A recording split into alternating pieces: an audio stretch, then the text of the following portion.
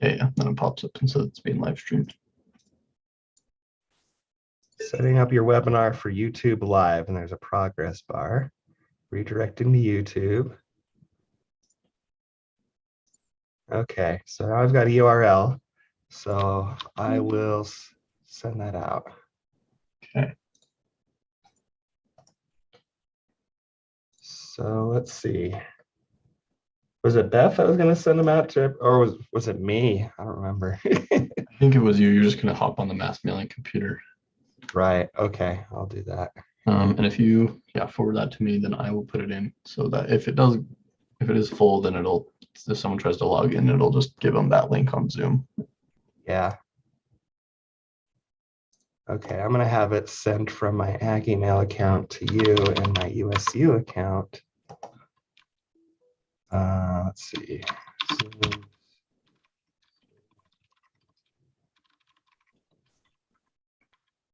The only thing is, I hope I've got the mailing list on there for the people that are registered. But if I don't, I'll call. Is it Mandy that has the registration list, or Will Christensen? They're just on Qualtrics, right?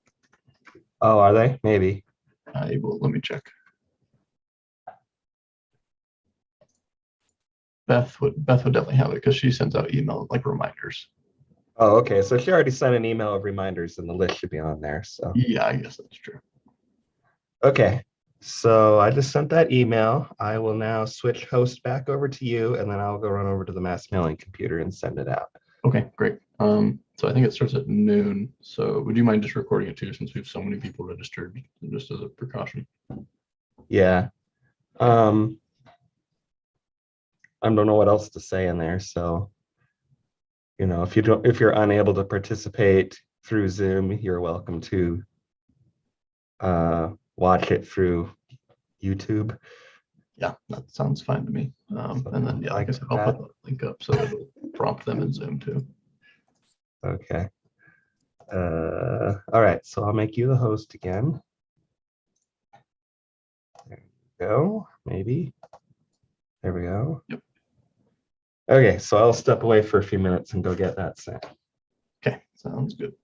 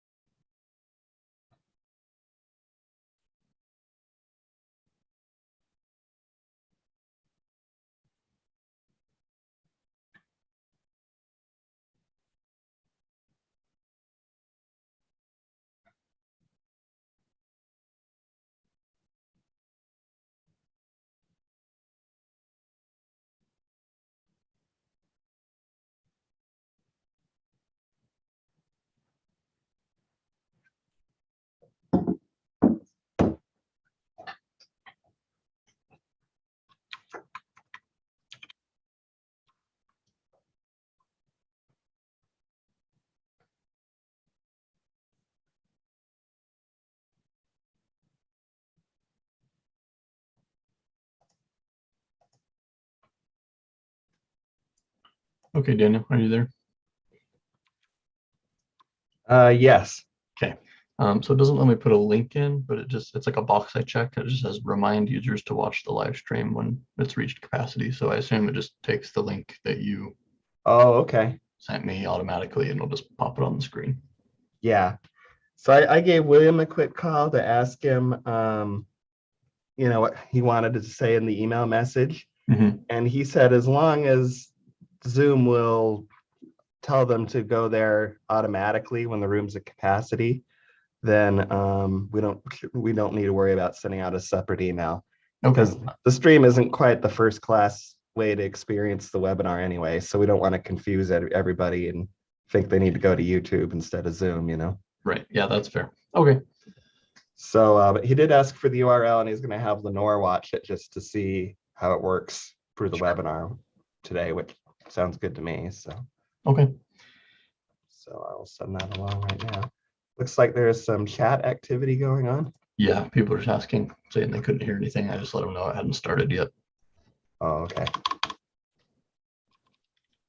And they can't hear us gabbing at each other. They sure can.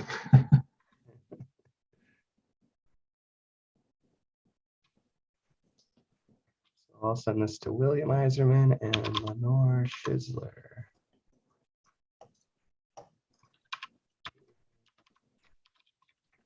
YouTube stream.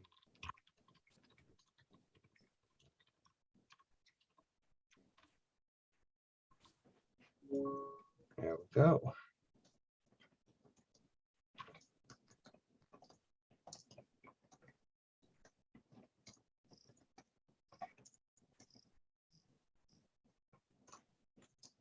All right, and so we still have another, hour and a half? Yeah, we have quite a while. All right, well, I guess I better get some other things done then.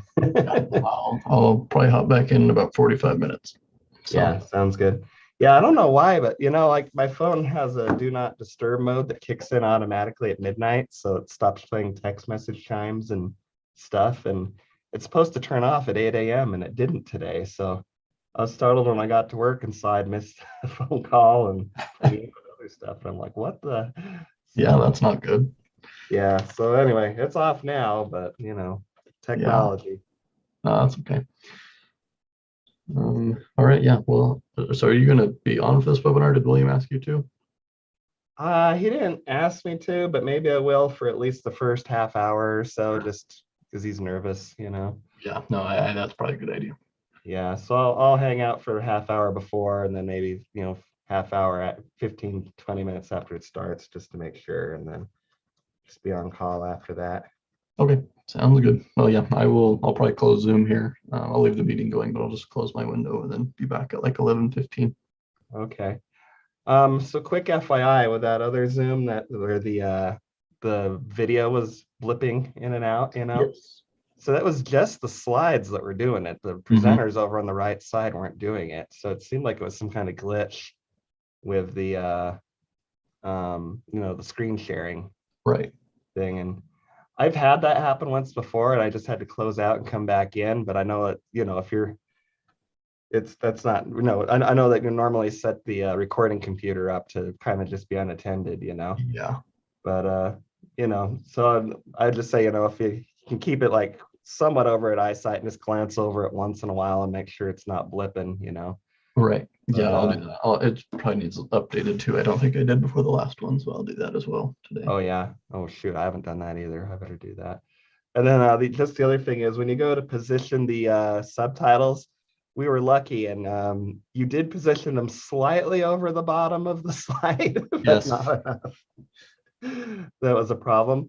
So when you go to position the subtitles, try to not cover up the slides at all, just in case we end up having to do it again, Okay. Yeah. I didn't think it was that big a deal because it was just like the little black bar, and I didn't want people to complain that it was too low when there's No, like I get that, three but lines. So yeah, yeah, it's just, if you watch the reprocessed video now, you can see that I had to put the overlay a couple of pixels up so I wasn't Yeah. covering the top of the subtitles. Yep. So it's got a weird look. There's like a doubling up of some of the pixels at the bottom where you can see the original underneath and the Mhm. overlay over the top. But I mean, most people will never notice, but I'm just saying, so if you do it again, just don't move the subtitles over the bottom completely, Yeah, I will put them perfectly in line with the bottom. perfectly in line. Not a big deal. Like I said, just a heads up in case we have to do it again, not a criticism, just, something to watch out for. Yep. All right. I will go get that updated right now. Okay. Yeah, I better update mine too. So, okay. Sounds good. Talk to you later. See ya.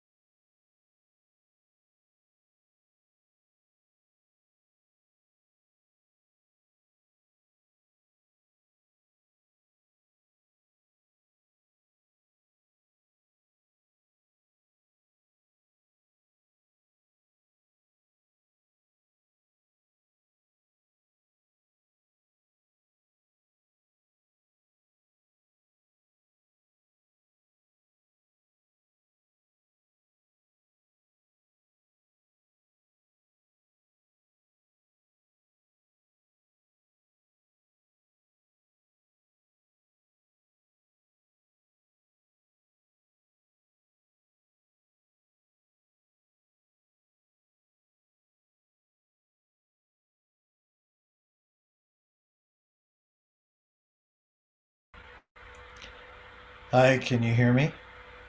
Yep, I can hear you fine. Awesome. I'm going to sign on in a moment from another computer, but I want to remain as an attendee on that. Okay, Happy birthday. thank you. I hope tomorrow is more than you can imagine it'll be. Me too. I forgot it was your birthday. Happy birthday, Gunner. Thank you. Yeah. Hope you, hope you go out and do something tonight to celebrate. Yeah,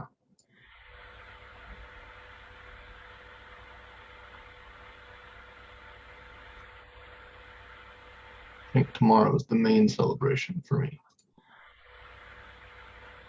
Oh, yeah. I'm just debating whether I want to play the campaign now or wait till it comes out for multiplayer, because every previous game I only played through it multiplayer. Yeah, it is a bummer, but I don't think they're gonna do that till like next May. So Yeah, they said it was going to be a couple of months. And I'm like, mhm. ugh.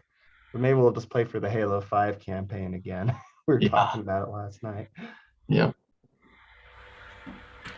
I'm going to go ahead, I guess, and share my screen. I don't think there's any reason to delay that, right? yeah. I think that'd be good. We've got so many questions in the chat about when it's starting, so that might allay some of those fears that people think it's already started. Oh, okay. Well, maybe I should um, uh, add something to the first slide that says Yeah. that.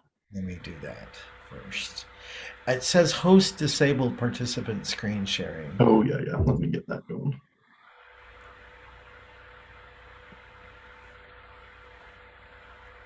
Okay. And then you and Terry won't have video for this, right? No. Sounds good.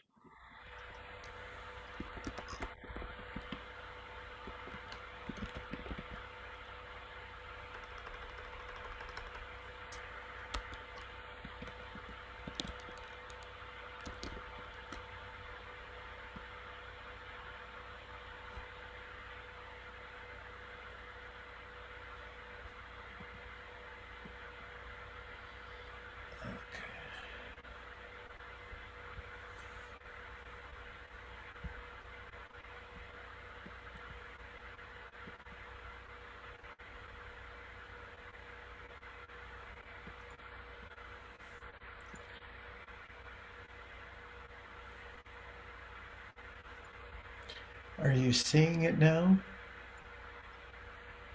I'm Yep, seeing. I'm seeing it. Yeah, just yep. There you go. And are you seeing my notes or just the regular? Just the regular presentation and the full screen view. Great. Good. Yesterday I made a mistake and was showing my notes page. Oops. Yeah, looks fine It's today. correct to you? Yeah. Okay.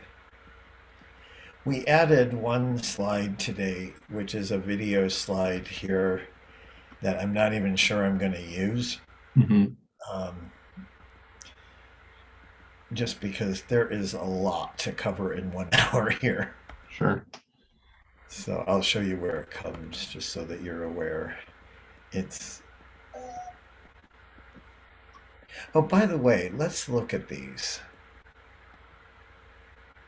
We're having a party over here. We're gonna miss it. Okay. Pretty choppy. Did you check the optimize for video when you shared your screen? Oh, do we need to do that? Oh, did we need to have already done that? Yeah, you just need to do it before you're going to share your screen at some point before the videos, but unless Okay, you want to close it. stop sharing my screen. Yeah. Okay, and now I go up to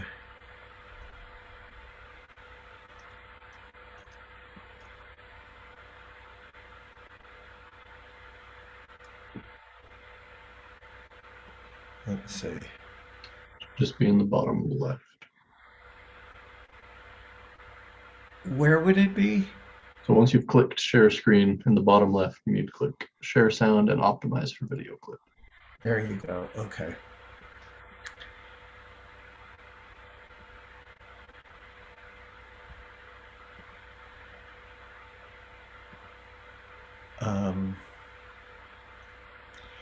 And so are you seeing something now? Yeah, I see your whole desktop with your Okay. icons and the PowerPoint presentation. Okay.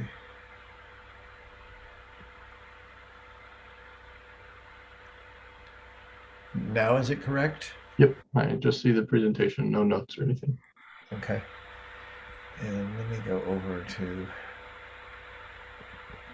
this. Whoops.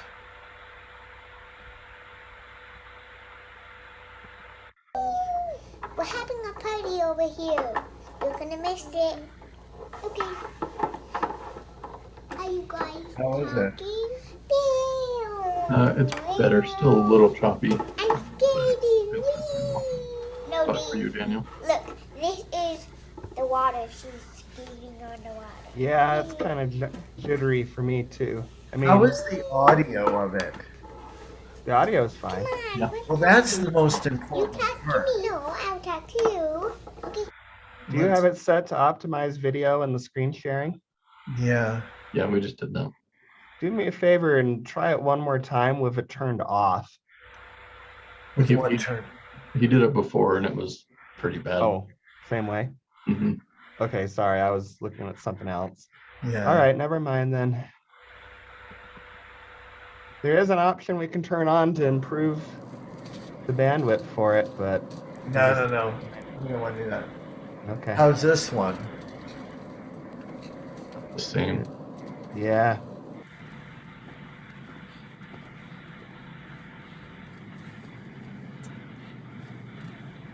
Yeah, it's kind of jittery. Hey, I'm AJ. Yeah! Hi, my name is Gibson. People are special in different ways. One of the things that makes me feel special is And that I'm one? deaf. I'm deaf too. And deaf means Same thing. And was the audio okay? Yeah, audio is totally fine. Well, Audio's been that's the great on most everything. important part because we really want to hear their language. Mhm. Yeah, no, you should be totally fine then. Okay. That's too bad. I mean, that is then a limitation of Zoom and video, isn't it? It's not always the case. I don't know why it seems to be worse than normal today. This is where we're sticking in this video, and I don't know. Maybe we won't do it now that. Are you ready? Okay, let me see.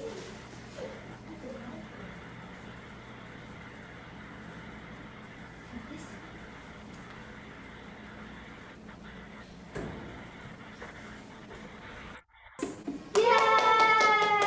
Yeah, same thing. A little choppy. Oh, well, thank Audio's you. fine. I'm sorry.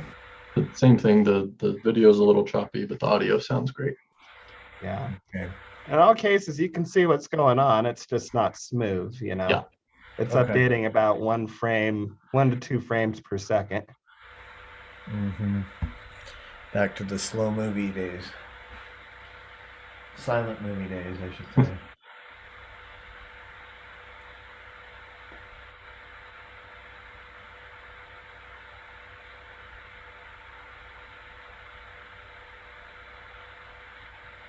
So, Gunnar, just so you know, Terry is going to have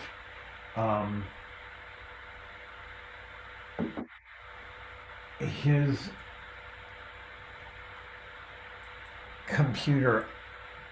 He has a second monitor that'll be up with the show, so he can click through the slides and the notes.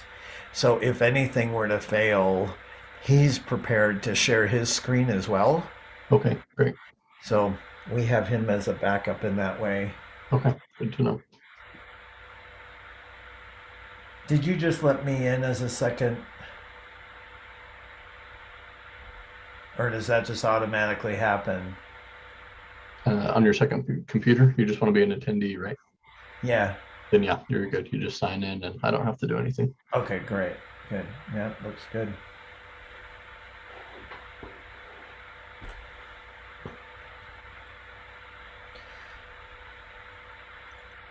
And so the only thing we're waiting for really is Terry and our captioner. Yeah, and the captioner is actually here and has been assigned. Oh, okay, great. So just Terry.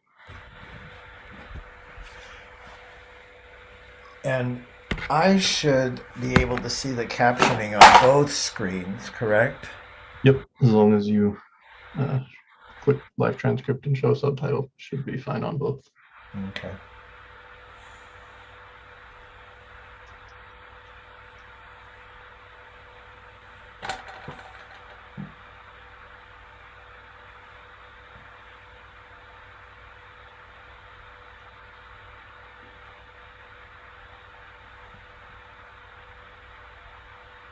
Can you guys remind me on my Mac?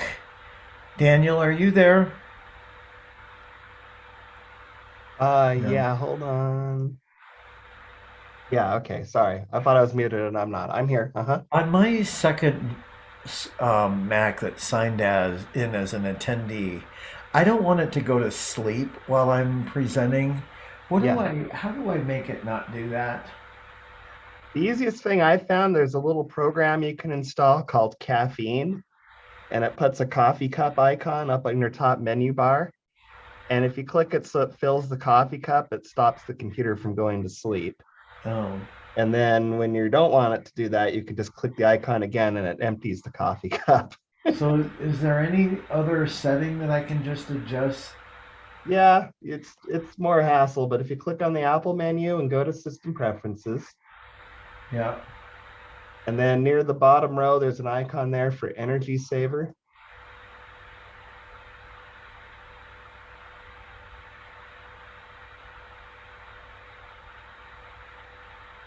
Yeah.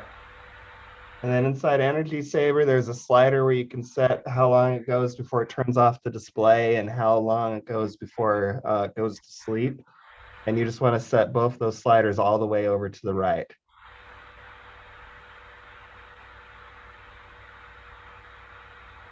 Yeah. Okay. Great. Okay. Hopefully that'll do the job.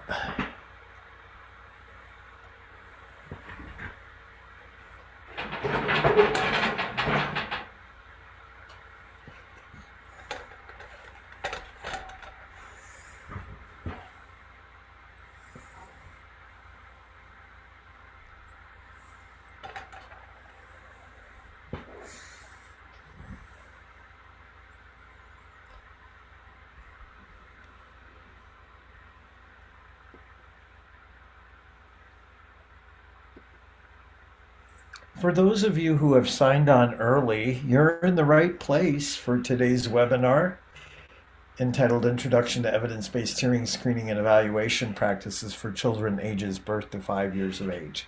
So we'll be starting at the top of the hour in about 35 minutes.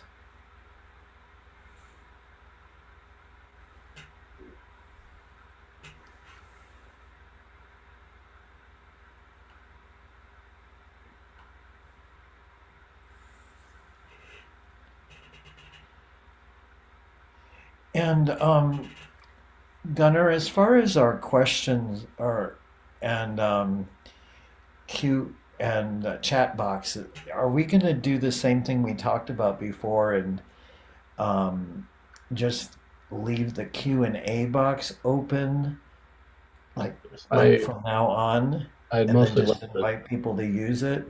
yes, I had left the chat open so the captioners could communicate with me, but now they're both panelists, so I'll go ahead and close it. Okay.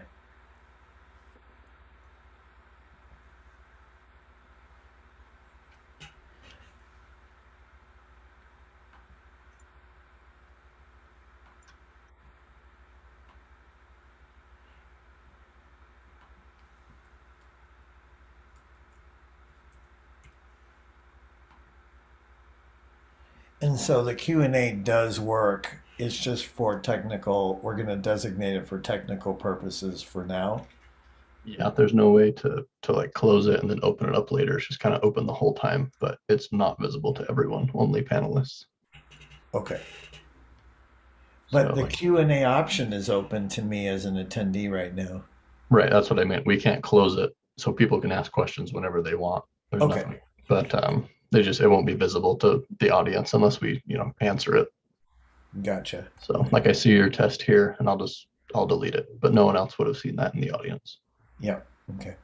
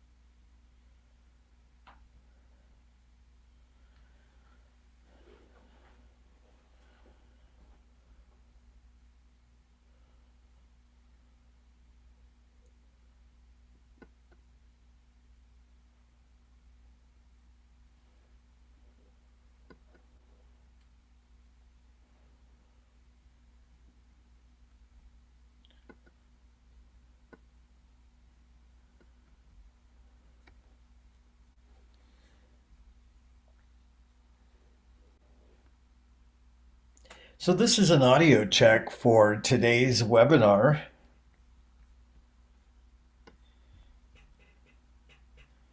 Entitled Introduction to Evidence-Based Hearing Screening and Evaluation Practices for Children Ages Birth to 5.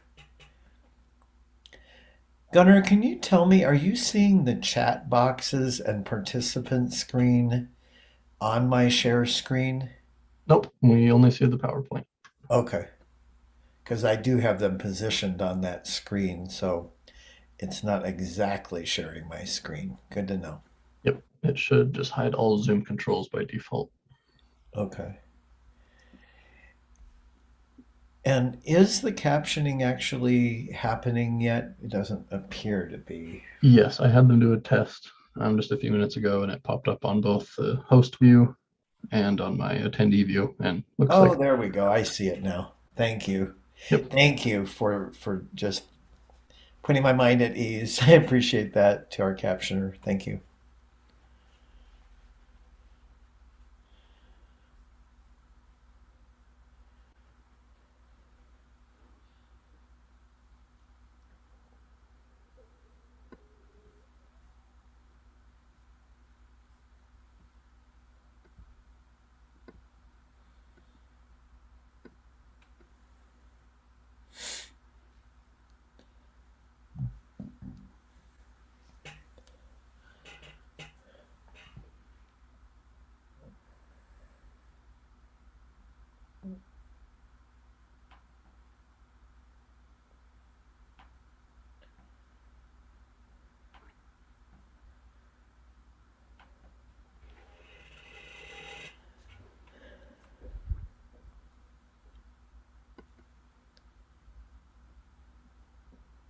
Thanks, Lenore, for your feedback. Appreciate it.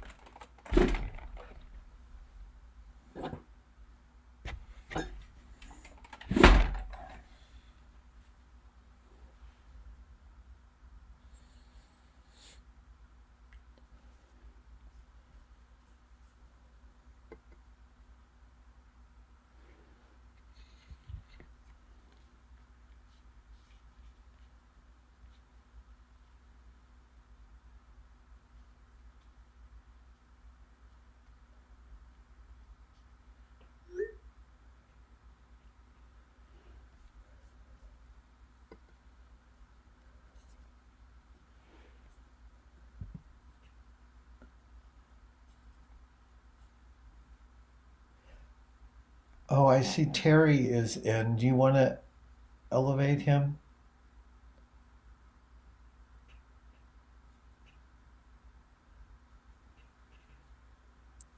There we go. I think I'm elevated. Oh, great. Good. How do I sound? Does this sound, is the audio good? Sounds good to me. Great. Thank you. Yep. Lenore, if you could type into the Q&A about that, that would be great. Thank you.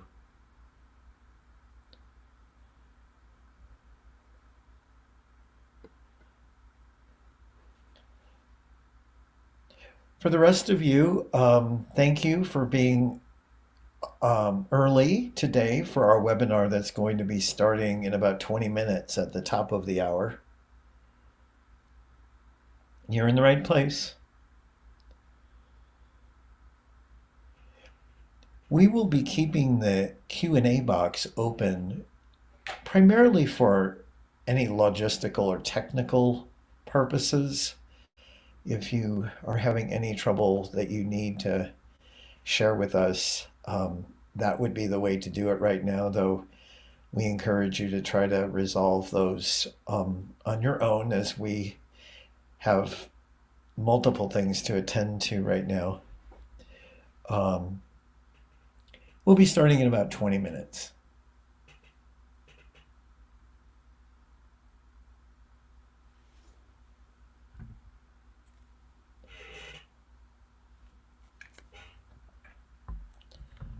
I'm realizing my chair is squeaky. I'm wondering if you're hearing that.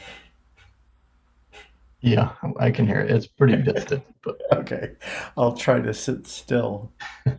I'll get the DW40 out later. yeah.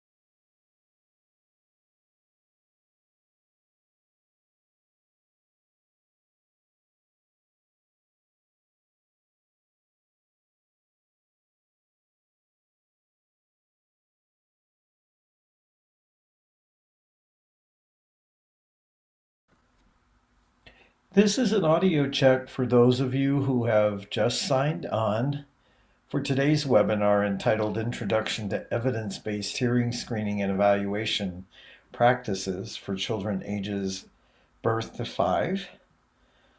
We'll be starting in about 12 minutes. You'll notice on the bottom of your screen the option for a live transcript or for closed captioning. You can click on that and that will give you access.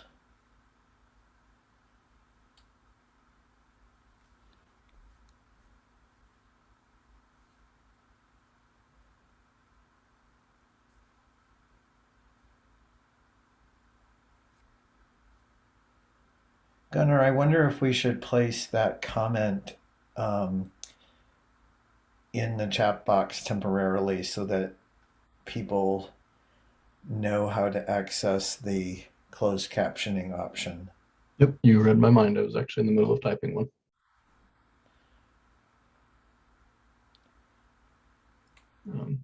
I'll send one now, and then I'll send one a little bit closer to the start so that people have a chance to sign on and see it. Great, thank you.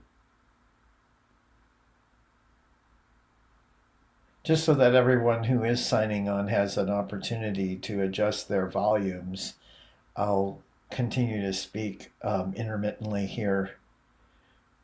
This webinar is being provided by the EDI NTRC, which is a long string of letters representing the Early Hearing Detection and Intervention, or EDI, National Technical Resource Center.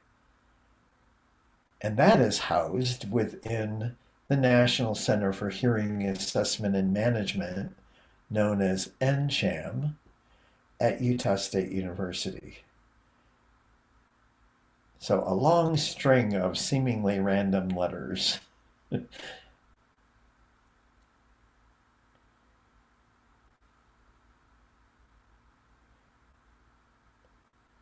As the EDI NTRC, we are funded to provide support to state programs that are committed to and funded to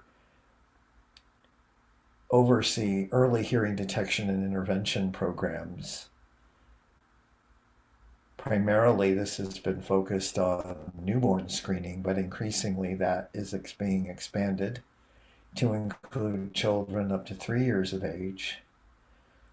And we know that many of the providers of programs for children birth to 3 also serve 3 to 5 year olds. Hence, the reason why our conversation today is going to be all-encompassing of the birth to 5 age group.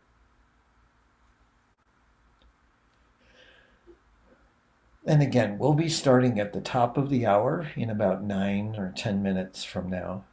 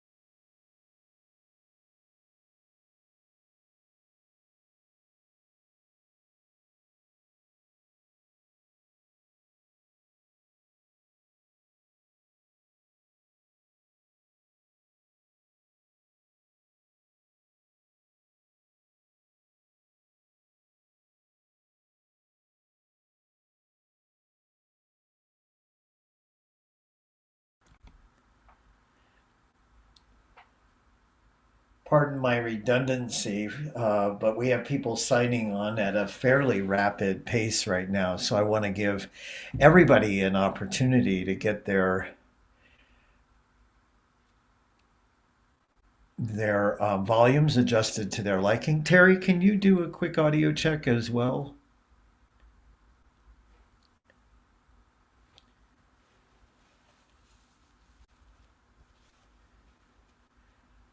Terry may have stepped away for a moment. You're in the right place for today's webinar entitled Introduction to Evidence-Based Hearing Screening and Evaluation Practices for Children Ages Birth to 5 years of age. For the benefit of our captioners, I want to give you one term in case this is new for you that we will be using today, and it is the term otoacoustic emissions, or OAE screening. It's spelled O-T-O-A-U-C-O,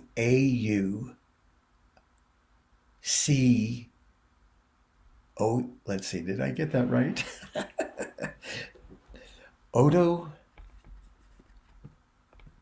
A-C-O-U-S-T-I-C-S, otoacoustic emissions. And I'll actually find the slide here where it comes up so that you can see it in writing ahead of time.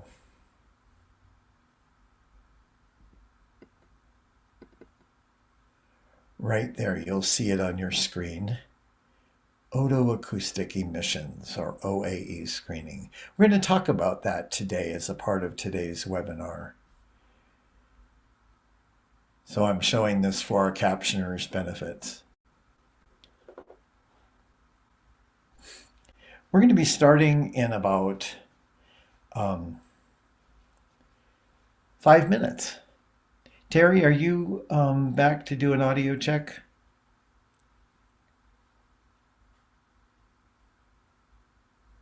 Yes, thank you. Can you hear me okay? Yep. Sounds 1, good. 2, 3, 4. Thank you. Yep. Thank you.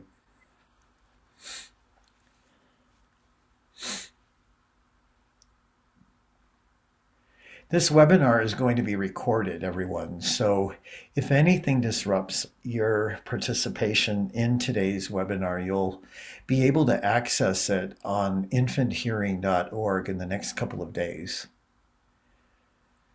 You'll also notice in the upper left-hand corner of your screen a note that says this is live on YouTube. We are streaming this live on YouTube.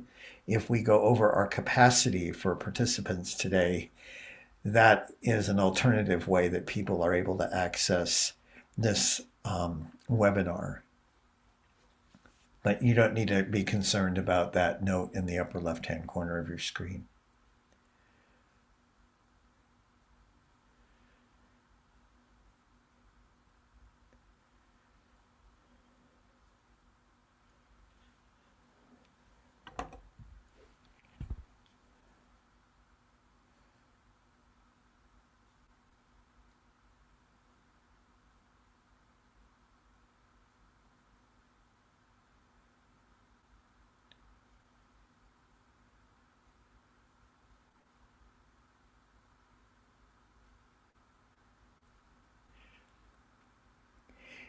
Gunnar, if you could go ahead and post the poll question so that we can do that, thanks.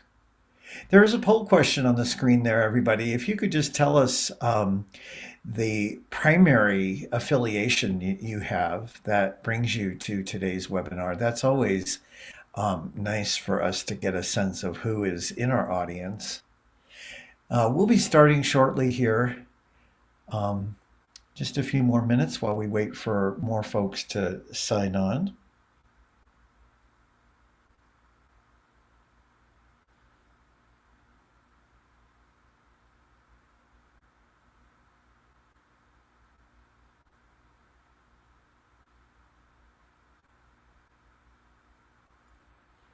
This is Gunnar. William, if you just want to check the text I sent you about the Q&A, that would be great.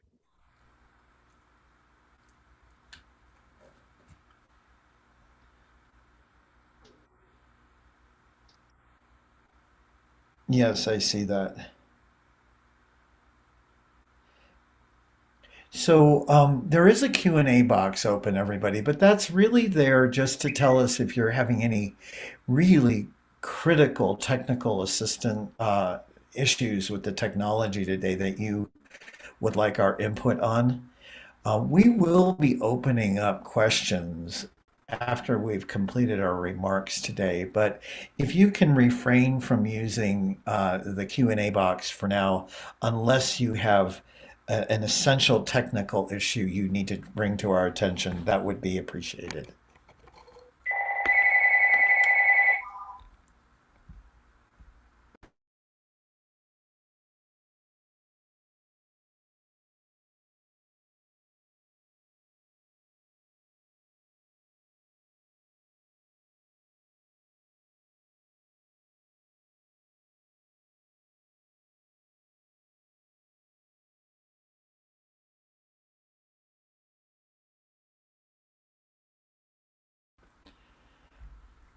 Gunnar, I'm not sure how I'm able to view the responses on the poll question. Sorry, say that one more time, William. I'm not sure how I'm able to see the responses on the poll question. Oh, I just let me know when you're ready and I'll share them. Oh, okay. All right. We're going to hold off for just another minute or two. We have people signing on at a fairly rapid pace right now. You'll notice there's a poll question in the middle of your screen. We'd appreciate it if you'd select which of these program or service provider contexts best reflects your affiliation that brings you to today's webinar. It's nice for us as presenters to have an idea of who is in the audience today. You'll notice that there's a Q&A box on your screen. We invite you to use that right now only if you're having a significant technical issue that you need to draw our attention to or seek our assistance with. After we've completed our remarks for today, we'll open that Q&A up to a more broad invitation for you to share your questions or comments with us. But for now, just use it only if you have a significant technical issue you need to bring to our attention. We'll start here in another minute or two. We still have people signing on very rapidly. And we want to make sure everybody has a chance to participate today.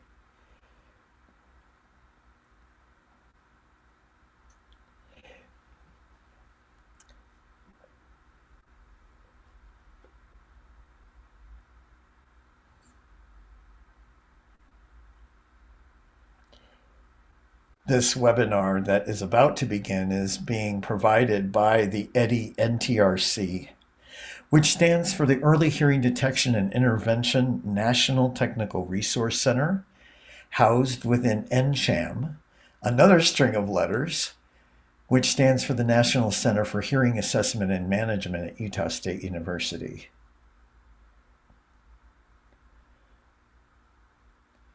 I think we'll go ahead and get started. What do you say, Terry?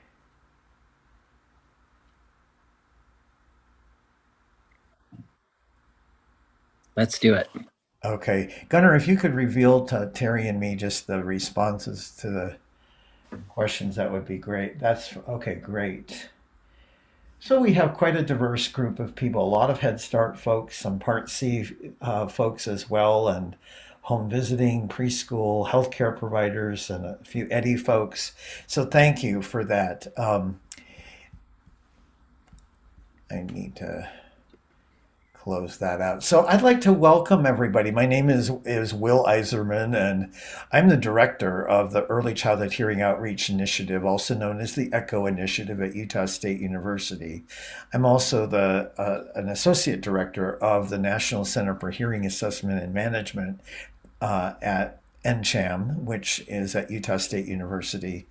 For about 20 years, since 2001, the ECHO Initiative served as a national resource center on early hearing detection and intervention, with a focus on supporting early Head Start and Head Start program staff in implementing evidence-based hearing screening and follow-up practices. And we're delighted to be able to continue to make our resources and other learning opportunities available to staff from Head Start programs, as well as to anyone from early care and education settings who can put these to use. This webinar was scheduled to occur some time ago, as many of you know, and we had quite a frustrating technological collapse on the day that this was originally scheduled. So we're thankful that you gave us another chance and are back with us today. This webinar is going to be repeated yet again on February 8th. So if there are others that you think might benefit from this at that time, keep that date in mind. In the meantime, this webinar is being recorded and will be posted on infanthearing.org in the next couple of days. So one way or another, you and those that you might know who could benefit from this information that we're covering today should be able to access this either by attending live like you are today or through our recordings on our website. So I'm joined today by Dr. Terry Faust, who is a pediatric audiologist and a speech-language pathologist, who serves as a consultant and trainer to the ECHO Initiative and has done so since the very beginning of our project. Terry, you want to say hello to everybody? Yes, thank you, William. William and I, along with a whole lot of other ECHO team staff and local collaborators such as yourselves, have provided training in nearly every state with thousands of staff from early Head Start, American Indian and Alaska Native and Migrant Head Start, and other early care and education programs over the years that we've been doing this. And we are always encouraged, just like we are here today, by the huge amount of interest that there is in establishing these evidence-based hearing screening programs so that children with hearing-related needs can be identified and served. The work of the ECHO Initiative is based on the recognition that each day, young children who are deaf or hard of hearing are being served in early childhood education and healthcare settings, often without their hearing-related needs being known. Hearing loss is often thought of as an invisible condition. So how can we reliably identify which children have normal hearing and which may not? Well, William, the short answer to that question is that early care and education providers can be trained to conduct evidence-based hearing screening, which you're seeing here depicted in these photographs. And the ultimate outcome of a hearing screening program is that we can identify children who are deaf and hard of hearing who have not been identified previously. So the procedure on the left is called otoacoustic emissions, or OAE hearing screening. And that's the recommended method for children birth to 3 years of age, and is increasingly recommended for children 3 to 5 years of age as well. On the right, you'll see the procedure pure tone audiometry hearing screening. And that's historically been the most commonly used method for children 3 years of age and older. And you'll still see it in many early care and education settings and providers in those settings using. So we're going to be talking about both of these methods today. Let me give you a quick overview of what we're going to cover today, and know that at the end of today's presentation, you'll have an opportunity to complete an evaluation and also get an immediate certificate of having attended today's webinar. So our goal is to provide an overview of the big picture of what is involved in implementing evidence-based hearing screening for children across the age spectrum, birth to 5 years of age. We're going to start off by giving you an overview of the auditory system or hearing system, which will help lay a foundation for understanding how the hearing screening methods that we'll be talking about today actually work. We're going to talk about why we screen for hearing loss, what even makes it possible for us to be able to be seriously engaged in systematic screening of hearing. Then we're going to talk about the two methods that Terry just mentioned, OAE and pure tone audiometry, starting off with an overview of the OAE screening process, followed by an overview of the pure tone audiometry screening process. Next, we'll address the important question, what do we do next when a child doesn't pass a screening? We'll summarize the follow-up steps that are undertaken when a child doesn't pass a hearing screening on one or both ears. We'll wrap up by showing you how to access resources to support the process of developing and maintaining your hearing screening program and address any questions you might have. Now, this webinar is not a training. It's an overview, and part of it will be to point you to where you can get a full, thorough, comprehensive training. So that's where we're headed, and you can follow our progression through these topics by just following the left side of your screen. And since this is a recorded webinar, this left side menu can be helpful if you return to this and want to navigate to specific portions of this presentation to review again or to share with others.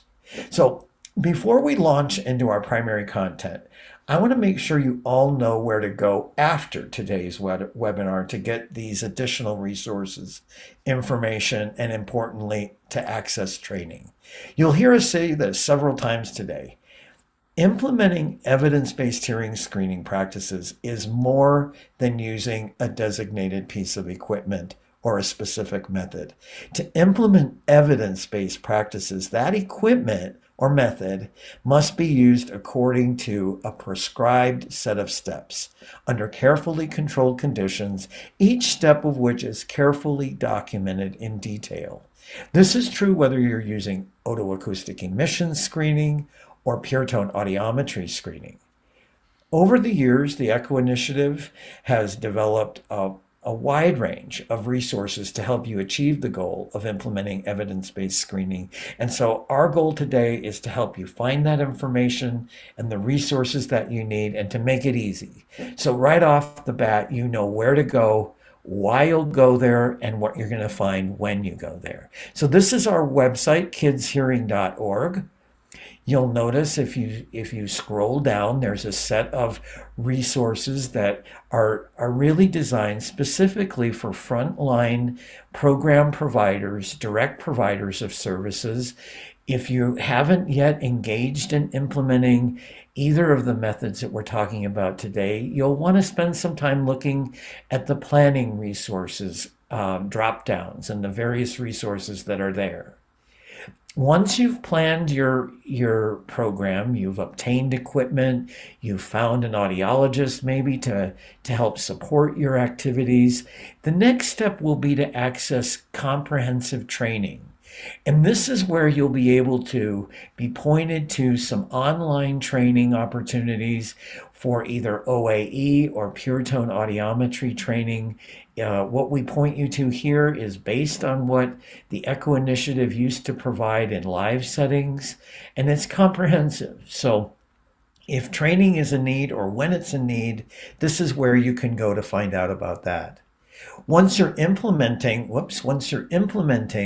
your actual screening program subsequent to training, there's additional resources here for the daily activities of screening, and that has to do with things like your daily checklist of materials you'll need, screening forms, letters that you can send out to parents, referral letters, all the things you need to do to actually implement a day-to-day screening program. And then there are follow-up resources that you can use, most specifically a tracking tool for tracking a group of children through a screening and follow-up process. All of those resources are relevant to either OAE or pure tone audiometry screening. So we encourage you to take a look at these resources once we're done today. And again, that's at kidshearing.org. We'll show you again as we go. But let's dive in. Let's talk about the auditory system and put these resources into a context. We'll start by giving you a quick overview of the auditory system. So there are three parts to the auditory system: the outer ear, the middle ear, and the inner ear, or cochlea. When sound enters the outer ear, it causes the eardrum to vibrate, which then moves 3 small bones in the middle ear. This movement stimulates thousands of tiny hair cells in the snail-shaped portion of the inner ear called the cochlea.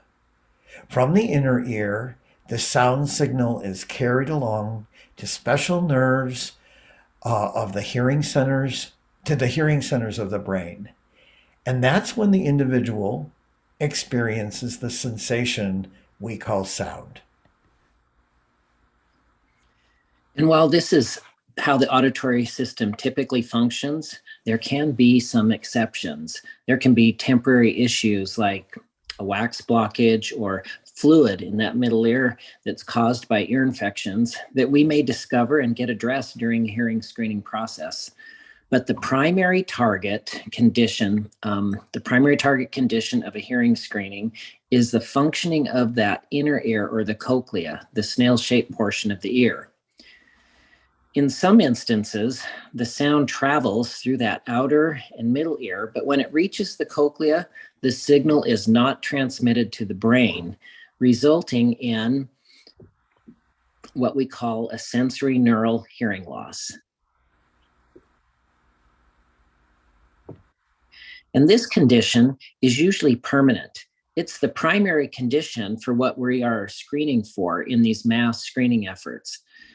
Now, this might come as a surprise to you, but it's really an important fact for you to know that sensory neural hearing loss is the most common birth defect in the United States. In fact, about 3 in every 1,000 children are born with a hearing loss, deaf, or are hard of hearing. Now, most newborns in the United States are screened for hearing loss using evidence-based methods, most before they ever leave the hospital. But screening in the newborn period really isn't enough, because the research suggests that the incidence of permanent hearing loss actually doubles between birth and school age, from that 3 in 1,000 at birth to about 6 in 1,000 by the time children enter school.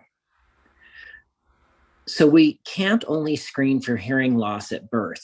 We need to screen throughout early childhood, because that hearing loss can occur at any time as a result of illness, physical trauma, environmental, or genetic factors.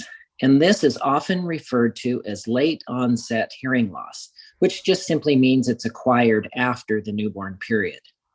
Now, it's commonly understood that language development is at the heart of cognitive and social emotional development and school readiness. This drives many of the practices we see in early childhood settings. Think about how much emphasis is always placed on early language development, counting the words that children can produce, etc. Now, it's important to note that hearing health is at the heart of typical language development, and that if we're going to be conscientious about promoting language development as a part of our commitment to school readiness, we should be equally conscientious about monitoring the status of hearing throughout this early period. If hearing is compromised, then typical language will ultimately be compromised as well. And we don't want to wait for a language delay to occur to discover that a child has a hearing loss. This is why we see so much emphasis being placed on monitoring the status of hearing in young children. So programs like Head Start, which for years have served as models of comprehensive health and education programs for young children and their families, have required hearing screenings for all of their children, even before we had these excellent methods that we now have to do hearing screening. But what actually is screening? Screening can be thought of as kind of a sorting process. It helps us separate the children who are at risk of having a condition from those who are far less likely to have the condition. Those in the first at-risk group, after they're sorted, are then followed with additional steps that are implemented by pediatric audiologists and other healthcare providers that continue to refine that sorting process until we have definitively identify that small group of children with a hearing loss. Now, to be blunt, we screen because we simply can't provide a comprehensive audiological evaluation on each and every child. So screening, followed by appropriate audiological assessment and early intervention, can dramatically improve options and outcomes for children who are deaf or hard of hearing. When a hearing loss is identified early, we can then make sure a child has access to language. And as a result, children who are deaf or hard of hearing are really thriving in ways that used to be rare. So by providing a hearing screening, you are part of creating these really amazing, life-changing outcomes. Let's take a look at a few examples of children with severe to profound hearing loss who have had the benefit of early identification and quality intervention. These children are learning, thriving, and communicating. So let's take a quick look. These videos might stagger a bit. Focus on the auditory part of at least the first and the last video, to just listen to the language production of these children who are deaf or hard of hearing. These two girls are both wearing hearing aids. We're having a party over here. You're gonna miss it. Okay. Are you guys talking? I'm skating. Whee! No, Daisy. Look, this is the water. She's skating on the water. Now, in this next example, we're going to see children for whom the parents, as deaf children, they selected the use of sign language as their primary communication modality. We'll experience their communication with one another here.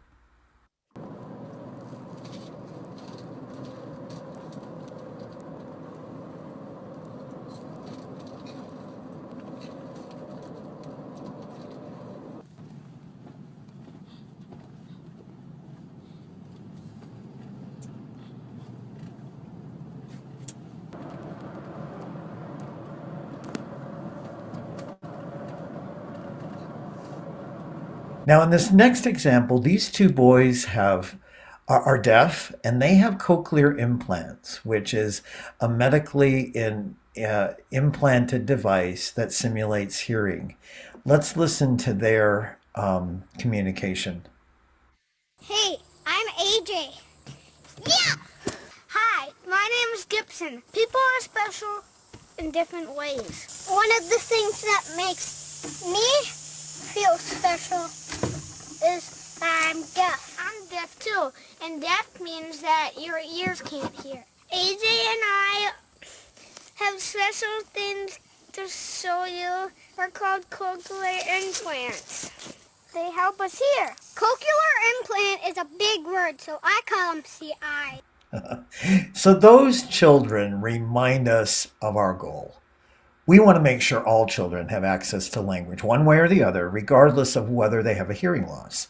And the way to achieve that is to be fully committed to quality periodic hearing screening.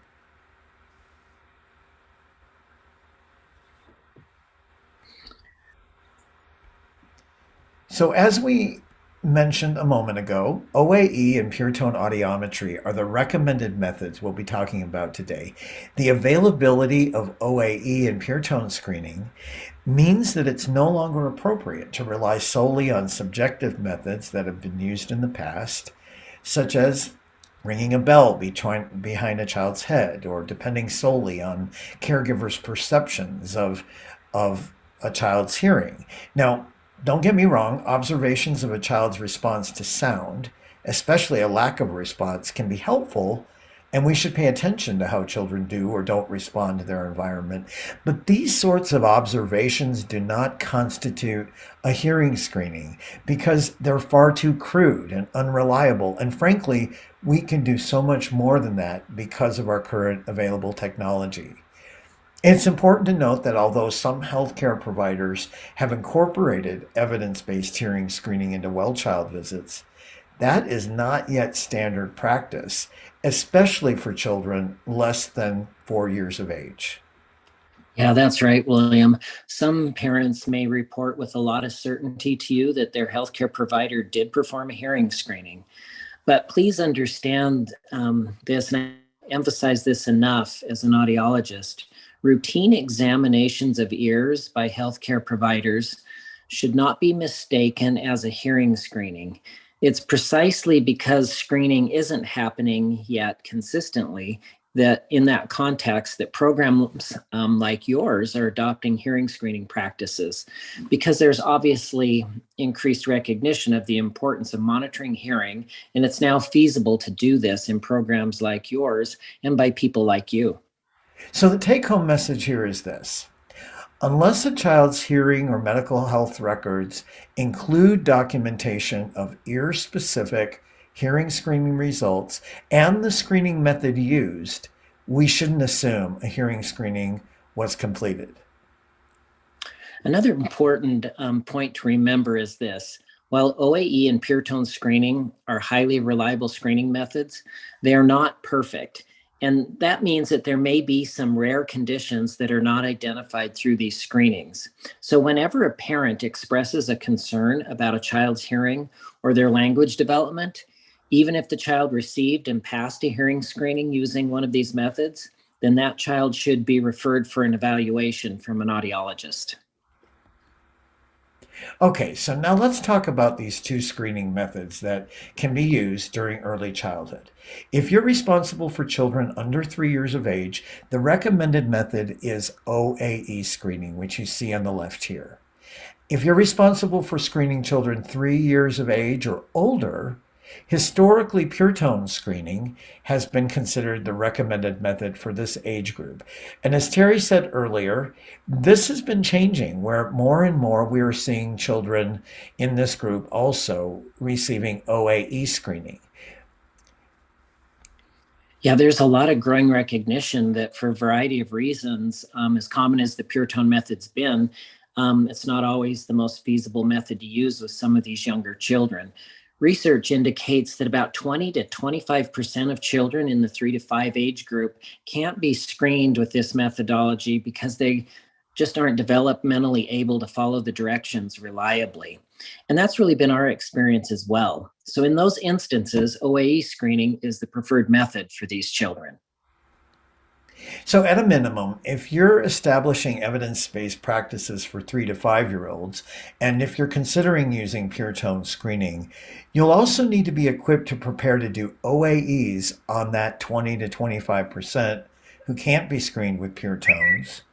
Or alternatively, you'll need to have a means for systematically referring all of those children to audiologists who can perform the screening, which frankly is often quite challenging, if not impossible.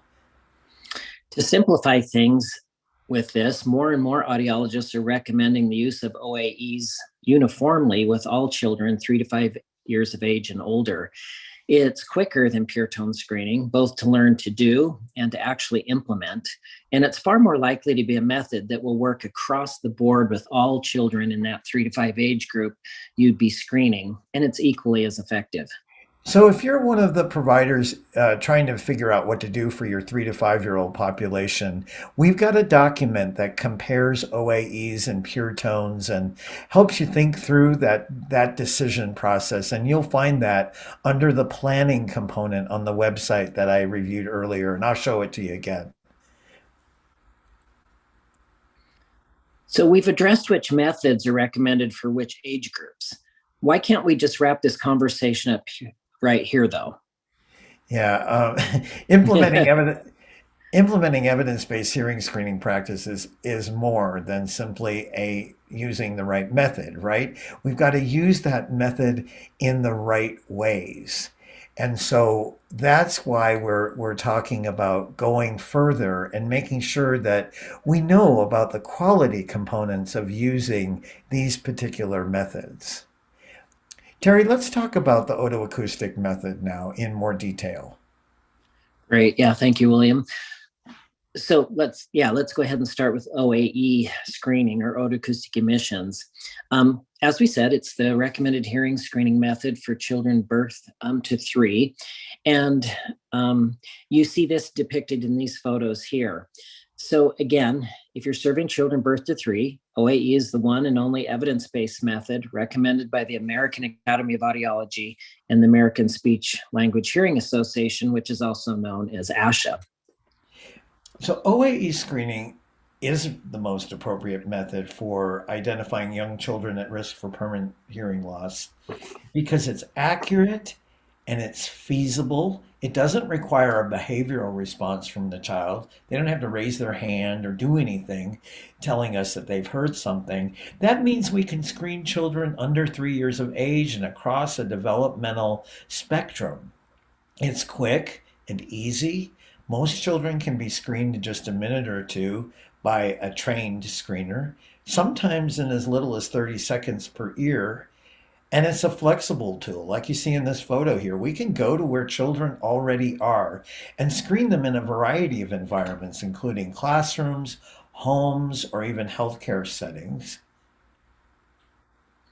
Most important of all is its effectiveness. It's effective in identifying children who may have a mild hearing loss or loss in just one ear, as well as those who have severe bilateral loss. And in addition, it can be helpful in drawing attention to a broader range of hearing health conditions that may need further medical attention. So OAE screening can also help us to identify children who have a temporary hearing loss that may be the result of middle ear infection. Although this is not the primary goal of OAE screening, it's still definitely an additional benefit of screening with this method. And so it clearly meets the World Health Organization's 4 principles we talked about a moment ago. Take a look at these photos here. The children you see here are all being screened with the OAE method. And what do you notice about where they are being screened? They aren't being pulled out into an environment that's foreign or strange to them. They're being screened in everyday educational home and healthcare environments where they're already happily spending their time. Those doing the screening are often people they know. They're teachers, home visitors, or health specialists. Yes, in fact, the screening works best when children are familiar and comfortable with the adult that's doing the screening, and where they can play with the toy, they can be held, or even sleep while the screening is being conducted.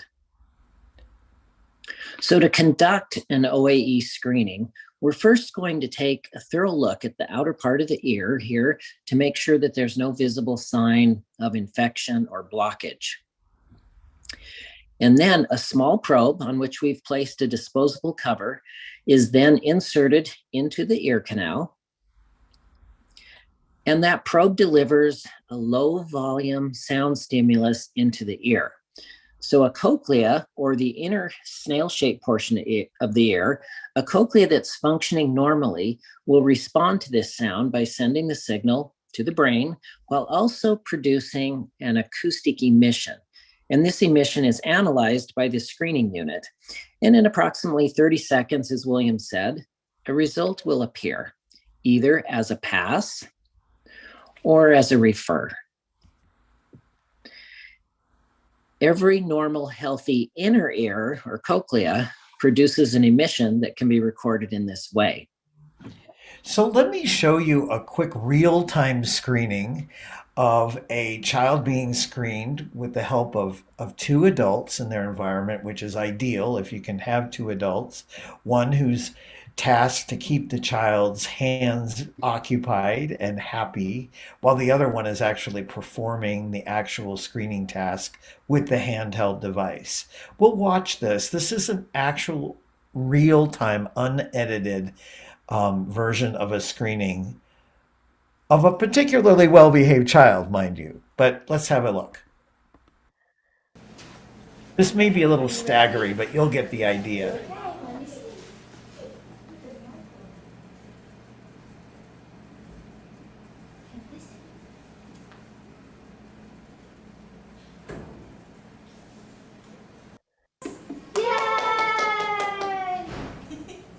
Oh, well, thank you.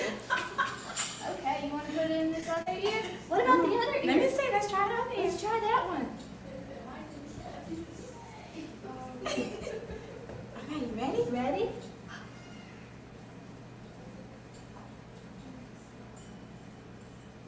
There you see the device in her hands.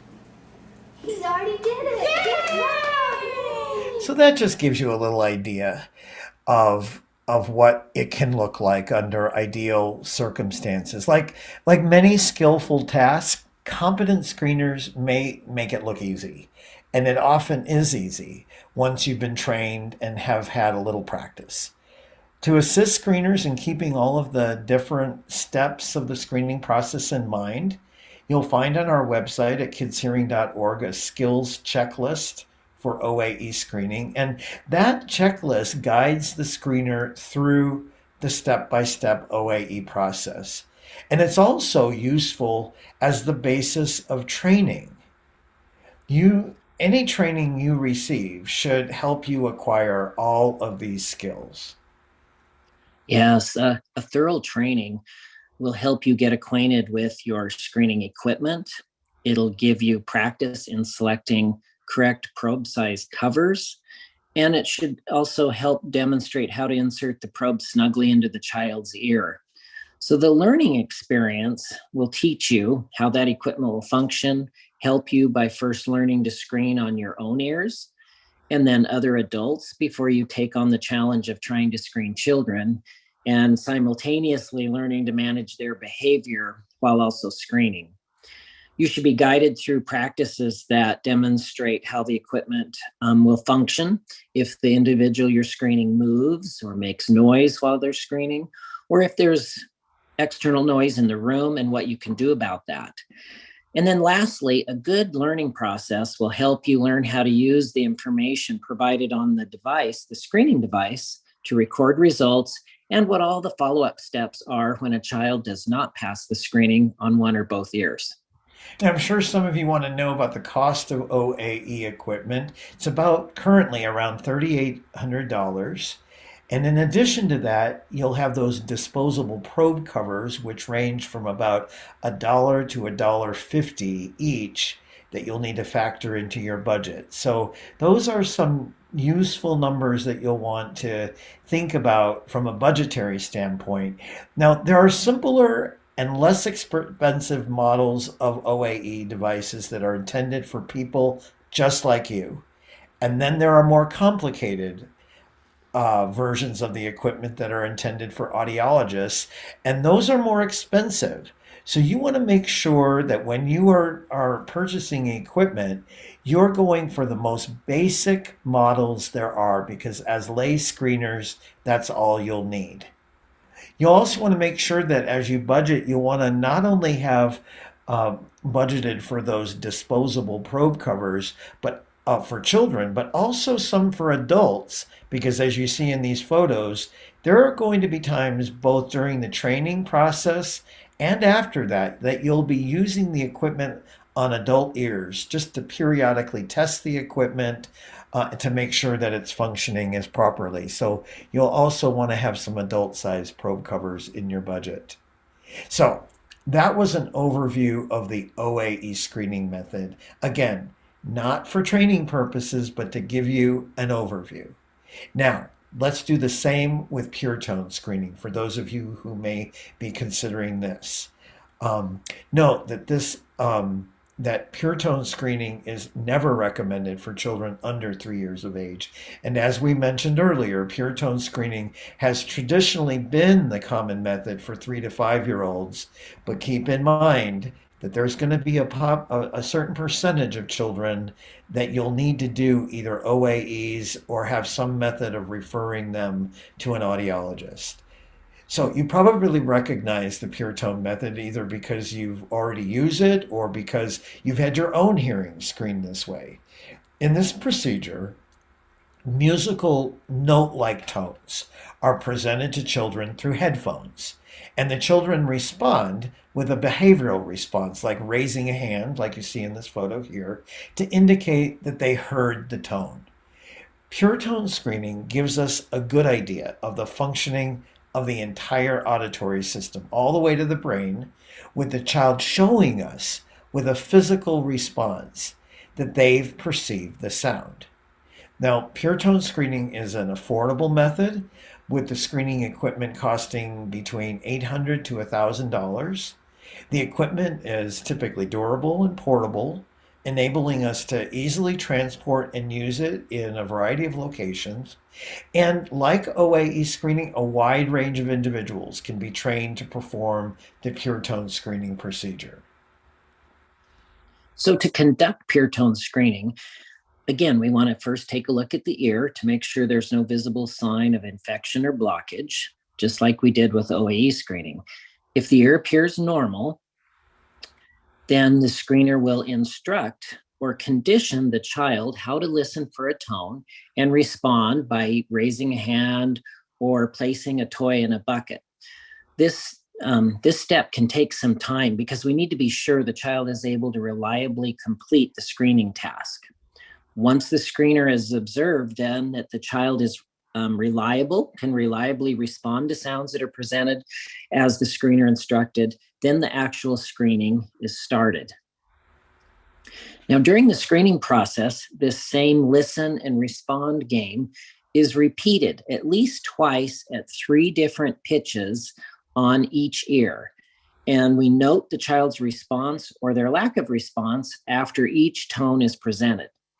If the child responds appropriately and consistently to the range of tones presented to each ear, then the child passes the screening. 2 especially notable ways pure tone screening differs from OAE screening is that the process requires children not only to be cooperative, but to be full participants in the process, following directions and responding reliably. As we mentioned, that means completing an initial process we refer to as conditioning or teaching the children and carefully determining whether you are getting a reliable response from them before even attempting to actually screen. The other difference between pure tone and OAE screening is that the screening itself is not automated as OAE is. Instead, in pure tone screening, you as the screener have to manually step through the presentation of each tone multiple times for each ear and record each response. And then following a very specific protocol, you as the screener determine whether that ear passed or not. So with pure tone screening, there is considerably more potential for screener error to produce inaccurate results. And so that's really why we have this big need for thorough training and oversight, so we make sure all the screeners are adhering to the prescribed screening protocol. We just can't emphasize enough here the importance of training and periodic oversight, as even some experienced screeners might make errors that inadvertently invalidate screenings in ways that they were unaware of. So this is an example of the actual screening steps that need to be documented for each ear as you screen. So through the training process you should learn all of the steps of the conditioning and the screening process, and then all of the environmental conditions that need to be monitored and met as you complete a child's screening. Based on these results, the screener then determines if each ear passes or not. The device itself does not produce that result, as is the case with OAE screening. As is true for the OAE method, kidshearing.org provides a set of implementation resources for pure tone screening. And similarly, we have a screening skills checklist that you can follow along and help guide you through this process. And it serves as a good basis for a training process as well. So we've given you an overview of the 2 methods. Regardless of which method you use, you'll eventually have a child who doesn't pass the screening. So what then? In order to be evidence-based, now remember, it's more than just using the right piece of equipment. When a child doesn't pass, you need to follow a follow-up protocol that is grounded. And our screening efforts are only as good as our ability to systematically follow when children don't pass the screening on one or both ears. So Another key resource you'll find on kidshearing.org is the follow-up protocol, and I'll give you a quick overview of that right here.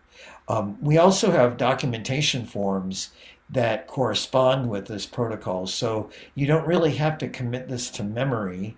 If you use the documentation forms, you'll be able to just stay on track following the protocol as it is prescribed. So 100% of your children will receive an initial screening on both ears. And at least for OAE screening, we expect about 75% of the children will pass on both ears, and you won't need to do any further follow-up. However, about 25% will not pass on one or both ears and will need a second screening about in 2 weeks. Now, about 8% of the total number of children screened will not pass that follow-up screening and will need to be referred to a healthcare provider for a middle ear evaluation. Once any middle ear problems have been resolved and medical clearance has been given, you'll then screen this small number of children a third time. And we expect about 1% or even a little less will not pass that third screening, and those children will need to be referred to a pediatric audiologist for a complete audiological evaluation. Excuse me. Now, although a small subset of children will indeed need the follow-up referral process that you see in its entirety here, we've found through our work with literally hundreds of early childhood, early Head Start, and Head Start programs that this is a doable protocol that helps children get the medical and audiological attention that they need while also minimizing unnecessary referrals to healthcare providers. Once you're underway with your screening program, you'll want to check these percentages to see if you're getting similar pass and referral percentages. Yes, well, I might actually like to interject and say that's really an important point. If you find that your pass and refer percentages are significantly different than we would anticipate at any point in this protocol, then you may want to seek technical assistance. This is just another illustration of that screening protocol process. There's one important exception to this protocol that's important to point out, and Terry referred to this earlier. Whenever a parent or a caregiver expresses concern about a child's hearing or language development, the child should be referred for an evaluation to a pediatric audiologist, even if the child passed the hearing screening.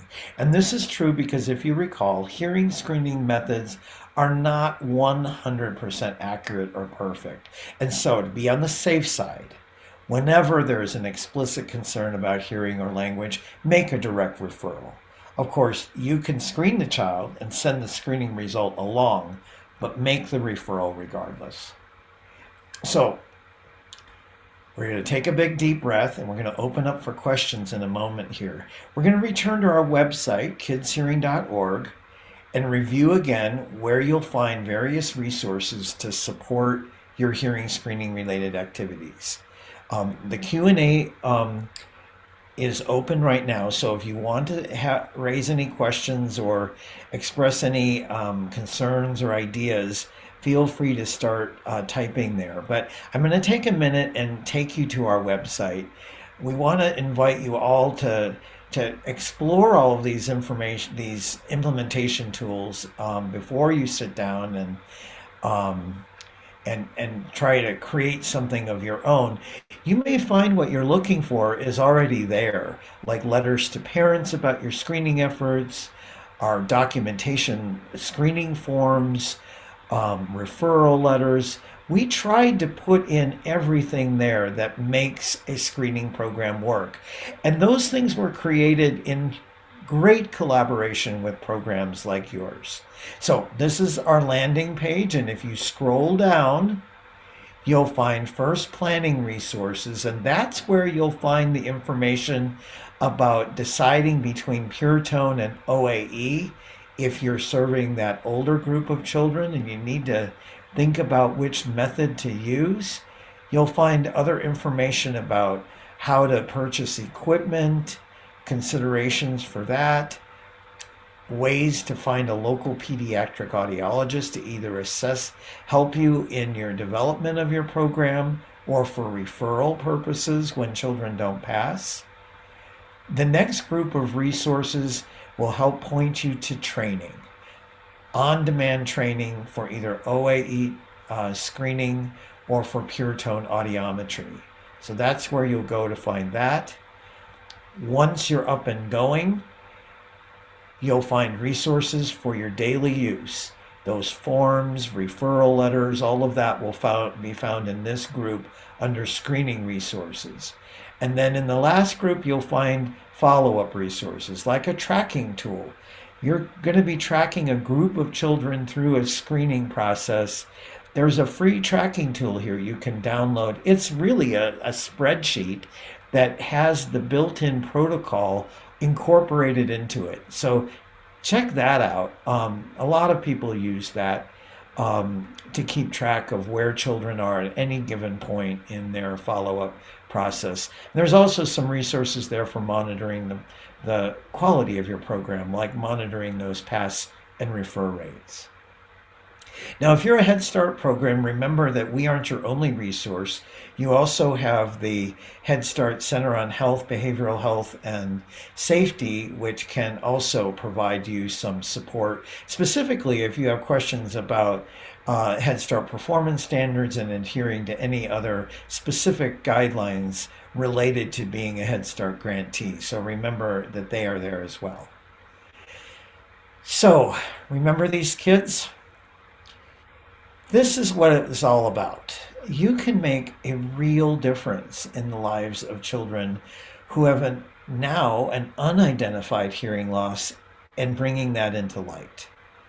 It can dramatically change not only their lives in the short term, but a lasting effect because of their access to language early on in their lives. And that's part of the central role that you're most likely playing in the lives of children, is to make sure that if they have needs, we find out about them and we address them as soon as we find out about them. When children with hearing loss are identified and connected with intervention resources that they need, they can thrive. And we are seeing them thrive now in ways that used to be rare. And you can have the satisfaction of knowing that you were a part of that outcome. So let's see what kind of questions we've got here, if any. Note that, again, that this webinar has been recorded and is available on infanthearing.org in the next couple of days. This webinar is going to be repeated again on February 7th. Did I get that right? Gunnar, if you could check that date, that would be good. It's either the 7th or 8th. I want to double check. And let's see if we have some questions that we can address.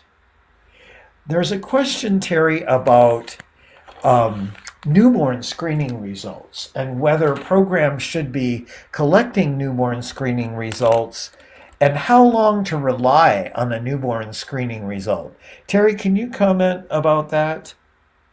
Yes, thank you. So newborn hearing screening results are important. We should try to get a hold of those.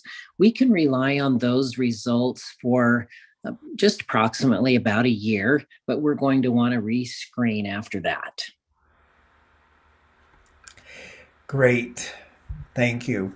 The next question is, how can programs fund the hearing screening program and also get full training? Do we need family insurance information to build their insurance, or do we need certain certificates or registrations to do this? So in most states, you can provide training. You can provide training or screening as lay individuals, provided that you've had training. And as I mentioned before, you can find training options on our website. But you'll want to be sure to check out whether there are any state or local specific regulations about that. As far as insurance, it all depends on whether you're in a program that is an insurance provider. If you are, you may be able to get reimbursement for screenings. In most programs, that is not the case. But if you are an insurance provider of other types, that may be an avenue to consider. Um, let's see. Another question here is, my baby missed the newborn screening because he has auditory neuropathy. After a painful journey, we finally learned that he was deaf at 18 months. He had no risk factors, so we weren't aware of the need to follow up to screen. We lost valuable time that we would have had if newborn screening had been the ABR. Are we sure that OAE is the screening to promote? And if so, why? Terry, do you want to talk about that? Yeah, I really appreciate this question, and my heart goes out to you and your family. So I just wanted to I actually really appreciate the opportunity to address this one.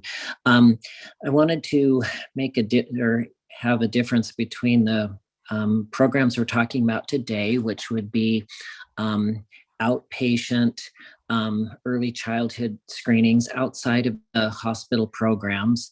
And then we also have the newborn hearing screening programs. And automated ABR is becoming increasingly used in the inpatient or the hospital-based programs.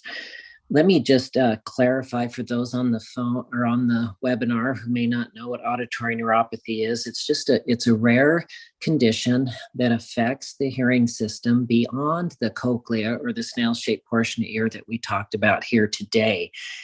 And if we remember how we talked about the incidence, if we have about 3 per 1,000 that refer on newborn screening, and then we go to about 6 per 1,000, how it grows to 6 per 1,000 by the time they're school age.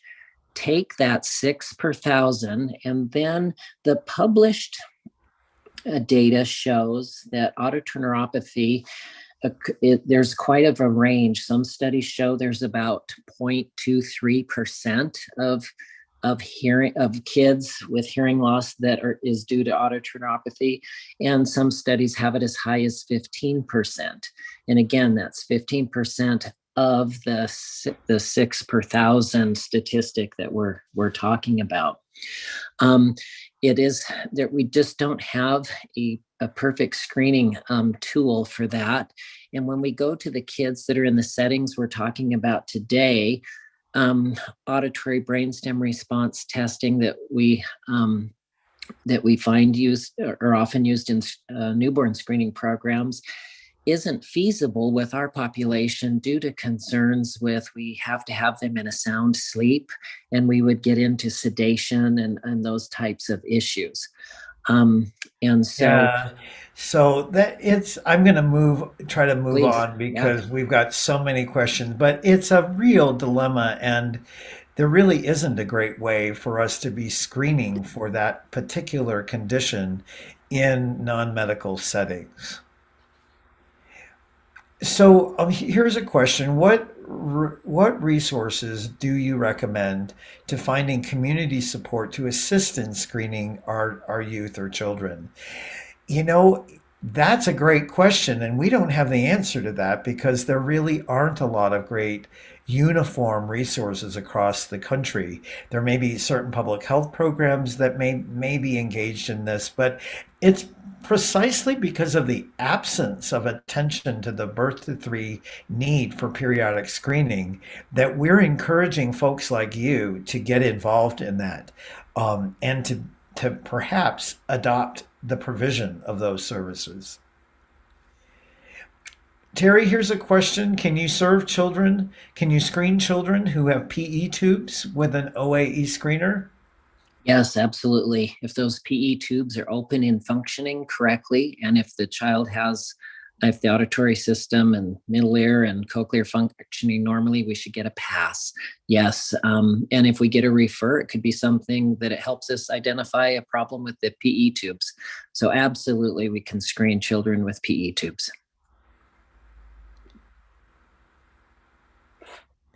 The next question is I'm going through these quickly, but we're not going to be able to meet our closing time, I think, and covering all of these questions. If we haven't adequately answered your question, we invite you to go to our website to see if your answers are there. And if they're not, email us through kidshearing.org and we'll do our best to correspond with you via email to get your question answered. Um, how can OAE screenings be done in a daycare or classroom? Doesn't the environment need to be quiet? Terry? It does, but the beauty of OAE screening is that the test is more contingent on having a good probe fit, and it also can withstand some moderate or mild amounts of background noise. So you can screen with some background noise with a good fit.